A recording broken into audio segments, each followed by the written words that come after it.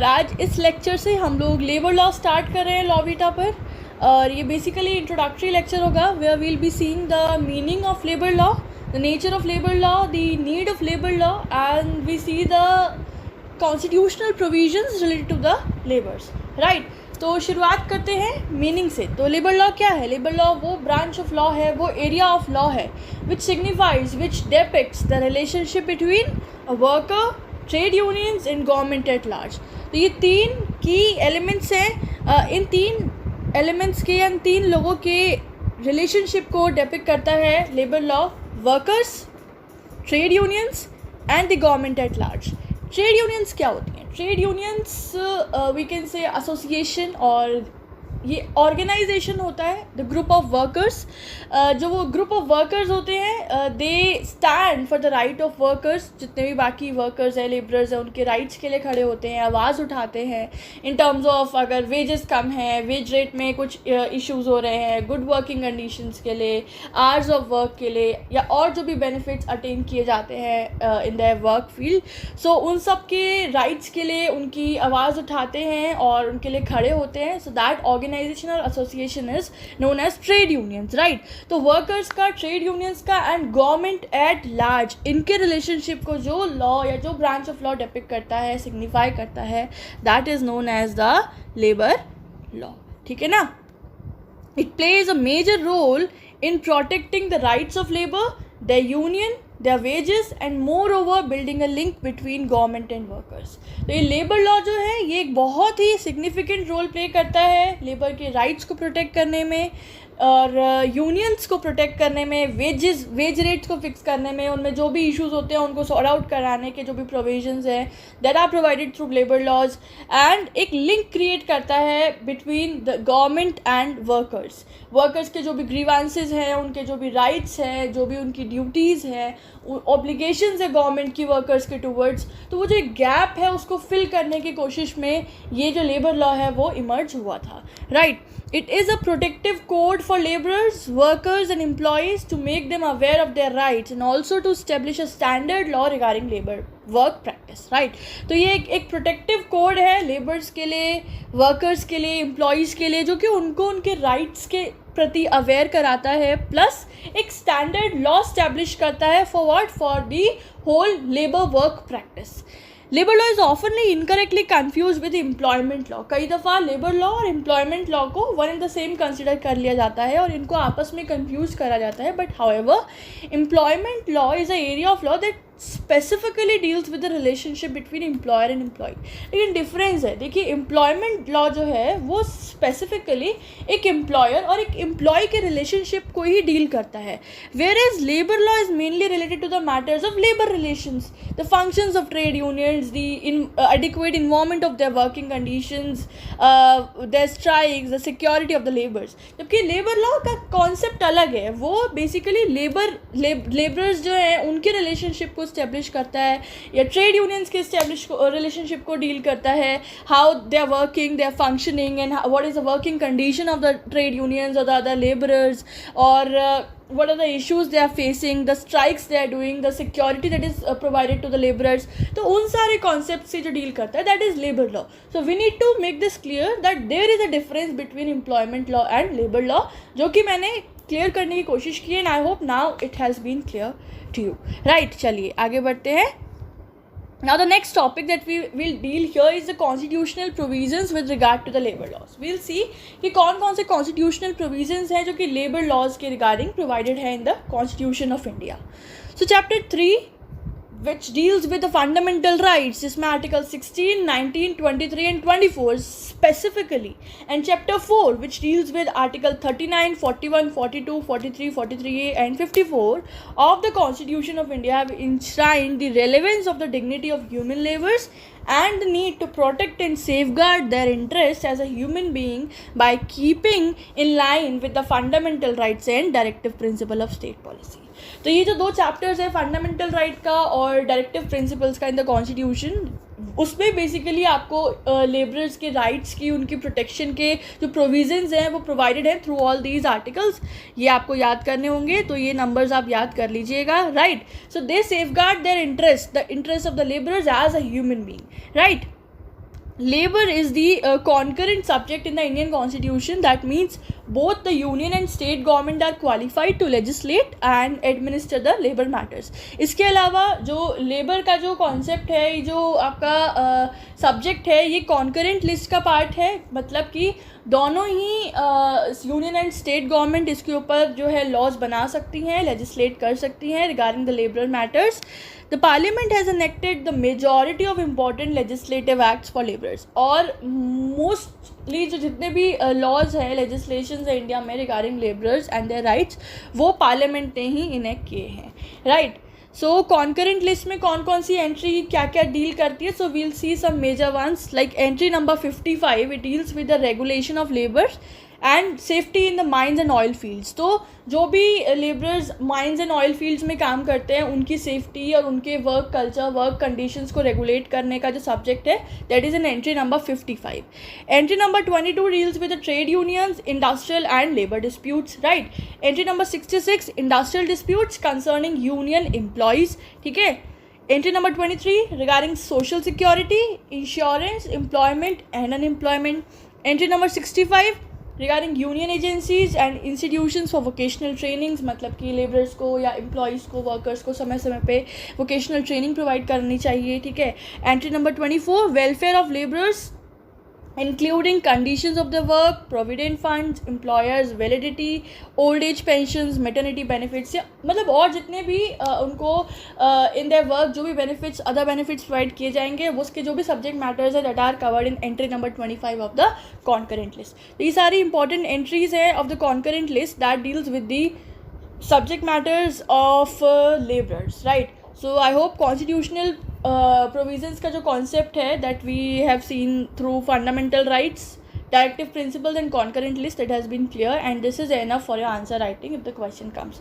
मतलब अगर इंडिविजुअली यही क्वेश्चन आता है सिर्फ आपका 10 मार्क्स में, तो आप फिर इसी को इलाबोरेट करोगे, आर्टिकल्स को इलाबोरेट करोगे, एक आध केस आप इधर उधर से देखिएगा और इन एंट्रीज को और इलाबोरेट कर सकते हो. सो ये की एस्पेक्ट्स है कि this you can include in answer. और अगर सिर्फ जनरली पूछेंगे तो आप फिर तो ये काफ़ी है ही है. ठीक है ना. ये हमारे दो कॉन्सेप्ट हो गए इस वीडियो के. पहला हो गया आपका मीनिंग और दूसरा हो गया कॉन्स्टिट्यूशनल प्रोविजन. थर्ड हमारा आज का टॉपिक है क्लासिफिकेशन ऑफ लेबर लॉ, और I can say the types of labour law. Right. So there are more than 100 legislations that are dealing with labor law in India. Therefore, the classification of labor laws in India becomes important for the purpose of understanding them. तो देखिए हमारे country में बहुत सारे types of legislations prevail कर रहे हैं for the rights and protection of labour laws. इसीलिए मतलब क्योंकि वो बहुत सारे हैं, so to understand them and to make them organise, इसीलिए इनकी क्लासिफिकेशन की गई है इन डिफरेंट कैटेगरीज. इससे क्या होता है, उनको समझने में आसानी हो जाती है. व्हेन वी क्लासीफाई द एक पर्टिकुलर सब्जेक्ट मैटर से रिलेटेड लॉज एक कैटेगरी में, दूसरे एक कैटेगरी में, तीसरा एक कैटेगरी में, तो this simplify the things in analysing and implementing and applicability of all those legislations. Right. So let's see what are the classifications. पहला है law dealing with the industrial relations. So एक category बना दी कि वो सारे लेजिस्लेशन लेबर लॉज से related laws जो कि इंडस्ट्रियल रिलेशन से डील करते हैं. So they are industrial disputes act 1947, trade unions act 1926. Second category is laws dealing with remuneration, payment, deduction and related issues. Right. मतलब जितने भी वेज रेट्स, पेमेंट्स, रेम्यूनरेशन जो भी रिसीव होती हैं उससे रिलेटेड जो भी लॉज हैं, जैसे कि payment of wages act 1936, minimum wages act 1948, employee state insurance act 1948. Right. Third category is laws dealing with the social security of the employees. तो इसमें एग्जाम्पल है एम्प्लॉयज़ कॉम्पनसेशन एक्ट 1923. इसमें और भी आपको जो भी लॉज याद हो you can add in them accordingly. Next है laws dealing with the nature and conditions of service and employment. So here the example is factories act 1948. Next laws dealing with the issues of gender equality and women empowerment. So here we are having equal remuneration act and Maternity Benefit Act 1961. Next is the laws dealing with the prohibition of social evils. So जितने भी social evils होते हैं regarding the labor works, तो उससे related जो भी laws हैं that have been categorized here, like the Child Labor Act, Prohibition and Regulation of Child Labor, Sexual Harassment at Workplace, Prevention, Prohibition and Redressal Act 2013. Right. And the last category is laws dealing with the employment and the training of the employees. So here Apprentice Act 1961. So कितनी categories हुई? 7 categories हुई या 7 classifications हुई of labor laws. So I hope it is clear, and if the answer comes, this is all enough for you for writing. Right, so ये हो गई हमारी third category of third concept of classification of labour laws. ठीक है, next अब हम लोग देखते हैं कि हमको जानना है कि लेबर लॉ का नेचर कैसा है, how the labour law is. So labor law basically focus on the human work and the regulation of the relationship that arise from the use of the human work.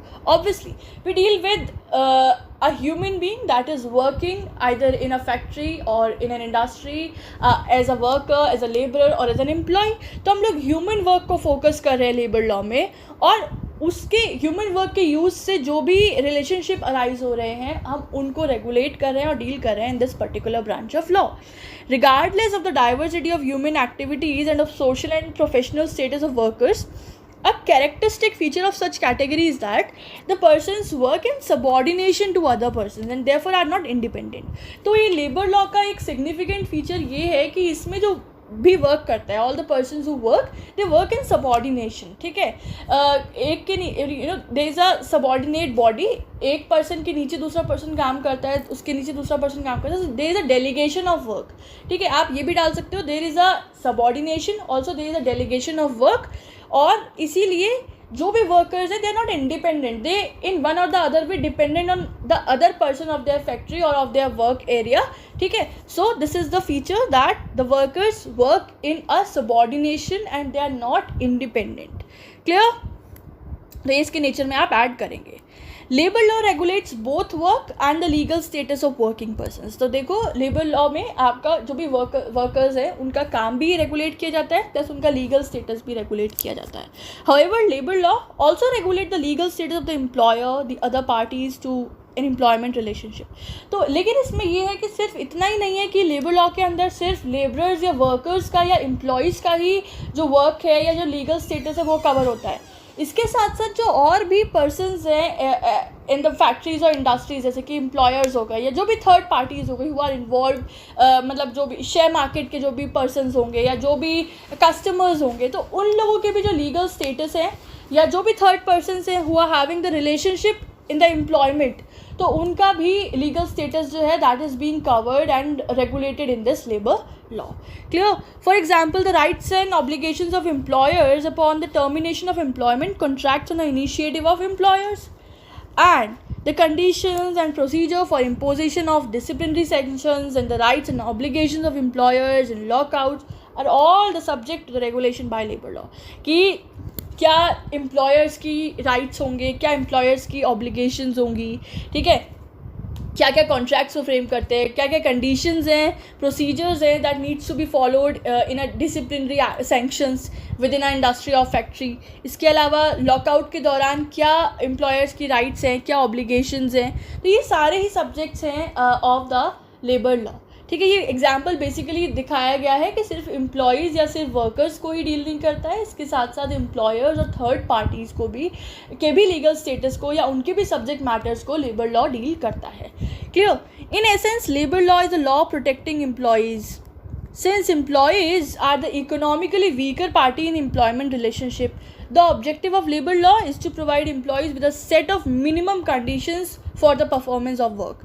लेकिन एक general essence में labour law employees की ही protection के laws को deal करता है और उसी को प्रोवाइड करता है, इंश्योर करता है, बिकॉज ये माना जाता है कि एम्प्लॉयज़ सबसे ज़्यादा वीकर सेक्शन होता है इन द एम्प्लॉयमेंट. राइट? तो लेबर लॉज का बेसिक ऑब्जेक्टिव रहता है कि एम्प्लॉयज़ के स्टैंडर्ड्स को इम्प्रोवाइज़ करना, उनकी जो भी मिनिमम कंडीशंस हैं उनको सेट करना, उनको अश्योर करना, उनको सेफ्टी एंड सिक्योरिटी प्रोवाइड करना with in their work. Right? So labour law is a body of legal rules. तो अब हम क्या कंक्लूड करते हैं इसके नेचर से जितना हमने पढ़ा, that labour law is a body of legal rules regulating on the basis of employment contracts the employment relationship between employees and employers upon the performance of dependent work by the employees in subordination to the employer. इस 4-5 लाइनों में ना पूरा सार है, पूरा conclusion है कि लेबर लॉ एक बॉडी है ऑफ रूल्स, वो भी लीगल रूल्स जो कि एम्प्लॉयमेंट कॉन्ट्रैक्ट्स डील करते हैं या उस पर बेस्ड है। ये एम्प्लॉयमेंट रिलेशनशिप को डील करते हैं between the employees and employers. और ये बताता है कि जो labour law depicts that the work culture is subordination. यहाँ पे सबॉर्डिनेशन होता है, the employees work in subordination and they are not independent, they depend on the other persons or the employees or the third parties for one or the other reasons। ठीक है ना। तो guys यहाँ पे हमारा nature of labor law is done from my point of view। for any doubt आप मुझे comment में बताइएगा, ठीक है। इस लेक्चर का लास्ट टॉपिक है that we'll discuss here is the need of labor law, कि हमें labor law की ज़रूरत है क्यों। So let's see, the need for labor legislation arise because of the relationship between the workers and employers is one of the partnership in the maintenance of production and building up of the national economy. The community as a whole as well as individual employees are under an obligation to protect the well-being of workers and to secure to them their due share in the gains of economic development। ये क्या कह रहे हैं कि हमें labour legislations की या labour law की नीड क्यों है। इसलिए है बिकॉज जो वर्कर्स या एम्प्लॉय या एम्प्लॉयर्स का जो रिलेशनशिप है एक तरीके की पार्टनरशिप है। Partnership in what, in building the national economy. Obvious सी बात है, जितनी भी इंडस्ट्रीज है, जितनी भी फैक्ट्रीज हैं, जितने भी एम्प्लॉयमेंट कॉन्ट्रैक्ट्स हैं, that contributes to the national economy. So that is an partnership between the employees or employers and workers and employers. Plus एक इंडिविजुअल एम्प्लॉयज़ का भी जो ऑब्लिगेशन रहता है, एम्प्लॉयर्स का जो ऑब्लिगेशन रहता है in the well being of workers and to secure them their right gains. जो भी उनके एग्जैक्ट रेम्यूनरेशंस हैं या जो भी उनके शेयर्स हैं, जो भी उनके वेजेस हैं विद इन द एम्प्लॉयमेंट, वो उनके इकोनॉमिक डेवलपमेंट में ज़रूरी है, उसको इंश्योर करता है। So in that manner also there is a partnership. इसीलिए we need to have a law जो कि उस पार्टनरशिप को, उस रिलेशनशिप को रेगुलेट कर सके एंड सेफ गार्ड कर सके, right. Now let's see the object. So the object of labor law is twofold. पहला, to improve the service conditions of industrial labor so as to provide for them the ordinary amenities of life। पहला objective ये रहता है कि जितने भी industrial labours हैं उनकी सर्विस कंडीशंस को इम्प्रोवाइज़ करना ताकि वो जो बेसिक नेसेसिटीज़ है अपनी लाइफ की उनको फुलफ़िल कर सके। एंड दूसरा, to bring about the industrial peace which could in turn accelerate productive activity of the country resulting in its prosperity। दूसरा ऑब्जेक्टिव ये है कि एक बैलेंस बना रहे, एक पीस मेंटेन रहे। अगर कोई भी डिस्प्यूट अराइज हो रहा है तो उसका क्विक सल्यूशन हो, ठीक है, कोई भी वंचित ना रहे, कोई भी सब लोग अपने राइट्स को जाने, सब लोग अपनी ड्यूटीज़ को फुलफ़िल करें। तो एक इंडस्ट्रियल पीस अगर रहेगी ना with the help of all these legislations and laws, तो कहीं ना कहीं हमारी प्रोडक्टिविटी इंक्रीज़ होगी, है ना। जब प्रोडक्टिविटी इंक्रीज़ होगी that ultimately leads to the economic development in the national economy और इससे हमारी कंट्री की प्रोस्पैरिटी राइज होगी। So there are two fold. एक आपका एक ग्राउंड लेवल की बात करें तो ये है कि हमको लेबरर्स का इम्प्रोवाइजेशन करना है उनकी सेफ्टी के लिए, we have made these laws. और दूसरा एक वाइडर एस्पेक्ट से सोचे, so it contributes to the integrity, prosperity and the development of the nation at the whole, right। Labour laws are necessary for the following reasons. अब मैंने यहाँ पे 5 points enumerate किए हैं जो कि मोटा मोटा बताता है कि why do we need labour laws. पहला, the individual workers are economically weak, right, they cannot bargain with the employers for the protection of their rights and even for the subsistence wages। So legislation क्या यहाँ पे role play करता है? legislation for the protection of labor against the long hours of work, against the unhygienic working conditions, low wages, exploitation, the labor laws play a very vital role। अब क्योंकि जो मैंने बताया कि वर्कर्स जो होते हैं एक इंडस्ट्रियल एरिया में वो सबसे वीकर सेक्शन माना जाता है, उन्हें नहीं आता कि how to bargain with the employers. अगर एम्प्लॉयर्स उनकी वेजेस काट रहे हैं, प्रॉपर वेजेस नहीं दे रहे हैं, उनके राइट्स को प्रोटेक्ट नहीं कर रहे हैं, तो वहाँ पे वो बार्गेन नहीं कर पाते हैं। So in that situation we need the laws. जब यहाँ पे लॉ आ जाएंगे वहाँ पे प्रोटेक्शन इंश्योर होगा ही होगा, ताकि जो उनसे लंबे लॉन्ग आवर्स तक काम कराया जाता है, उनको हॉलीडेज़ भी नहीं दी जाती हैं, उनके जो वेज रेट काट लिए जाते हैं, या अगर एक्स्ट्रा काम करा रहे हैं तो उसका ओवर टाइम वेज भी नहीं दिया जाता है, अनहाइजीनिक वर्किंग कंडीशंस में काम होता है, उनके राइट्स को वायलेट किया जाता है। तो उस सारे एक्सप्लॉयटेशन को बचाने के लिए, उन सारे एक्सप्लॉयटेशन से लेबरर्स को बचाने के लिए there is a need to have the right labour legislation, ठीक है ना। तो ये पहला और की आपका रीज़न हो गया। Second, the workers are exposed to certain risk in the factories, mines and other establishments. So in order to make the provisions for their health, safety and welfare, labor law is needed. Perfect. क्योंकि कई सारी industries होती हैं, mines हो गया और बाकी बहुत सारी इंडस्ट्री होती है, इसमें अलग अलग काम होता है, हैवी मशीनरीज होती हैं और स्पेशली जो माइनिंग एरिया होता है उसमें पिट होल्स होते हैं, उसके अंदर जाके काम किया जाता है, वेल्डिंग का काम होता है, बहुत सारे ऐसे काम होते हैं फैक्ट्रीज़ में जहाँ पे रिस्क फैक्टर इन्वॉल्व होता है and workers are expose to such risk. तो उनको उस रिस्क से प्रोटेक्शन प्रोवाइड कराने के लिए, उनकी हेल्थ, सेफ्टी एंड वेलफेयर को ध्यान में रखने के लिए भी labour laws are necessary. Third, labour legislation is necessary to encourage the formation of trade unions. देखो मैंने इनिशियली बताया था कि लेबर लॉ क्या डील करता है. It deals the relationship between worker, trade union and the government at large. तो तीसरा पॉइंट बात करता है कि लेबर लॉ एनकरेज करते हैं ट्रेड यूनियंस को फॉर्मेट करने में, उनको बढ़ावा देते हैं, उनको एनकरेज करते हैं उनकी फंक्शनिंग के लिए. राइट, जो भी उनके राइट्स हैं, जो भी उनकी ड्यूटीज़ हैं, जो भी उनको जो भी उनको फाइनेंस चाहिए, वो सब इंश्योर कराने में labour laws plays an active role. And they encourage the trade unions कि उनको इस बात के लिए खड़ा होना चाहिए या फिर वर्कर्स के राइट के लिए स्टैंड करना चाहिए. So for that labour laws are necessary. Fourth, in order to avoid any industrial dispute which lead to strikes, lockouts, the labor laws are needed. बहुत सारे रीजन से स्ट्राइक्स होते हैं, लॉकआउट्स होते हैं या इंडस्ट्रियल डिस्प्यूट्स होते हैं, तो वो सब चीज़ों को अवॉइड करने के लिए भी labour laws are necessary. And the last, to protect the children and women from work under hazardous conditions and at odd hours, laws are necessary. And last and the most important is कि जो भी छोटे बच्चे हैं उनको लगा दिया जाता है काम करने में, specially we see fire crackers वगैरह में या फिर बैंगल मेकिंग में, इन सब चीज़ों में लगा दिया जाता है, which is very harmful for the children and for their health. Specially women को बैड वर्किंग कंडीशंस में, अनहाइजीनिक वर्किंग कंडीशंस में, हज़ार्डियस कंडीशंस में काम करने में एक्सपोज कर दिया जाता है या फिर उनसे ऑड आवर्स में काम कराए जाते हैं, लेट नाइट एंड ऑल. तो उन सभी चीज़ों से चिल्ड्रन को, वुमेन्स को प्रोटेक्शन प्रोवाइड कराने के लिए लेबर लॉज आर नेसेसरी. और इन्हीं सारे रीजन से हर एस्पेक्ट से रिलेटेड आज की डेट में लेबर लेजिस्लेशन इनेक्ट हो चुके हैं.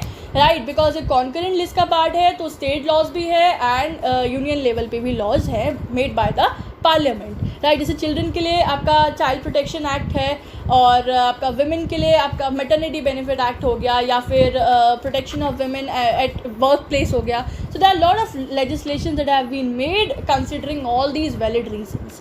तो ये हो गया आपका कि हमें लेबर लॉज की ज़रूरत क्यों है. तो हमने क्या क्या जाना, meaning, constitutional provisions, classifications, nature and need of labour law. I hope ये सभी आपके लिए बहुत ज़रूरी है जानना. This would be very helpful for you for your answer writing. और नेक्स्ट लेक्चर होगा हमारा the growth and evolution of labour law, किस तरह से लेबर लॉज इवॉल्व हुए in India. So we'll see that in the next lecture. So for that stay tune with the channel. और आपको ये लेक्चर कैसा लगा, कंटेंट कैसा लगा, ये ज़रूर मुझे कमेंट सेक्शन में बताइएगा.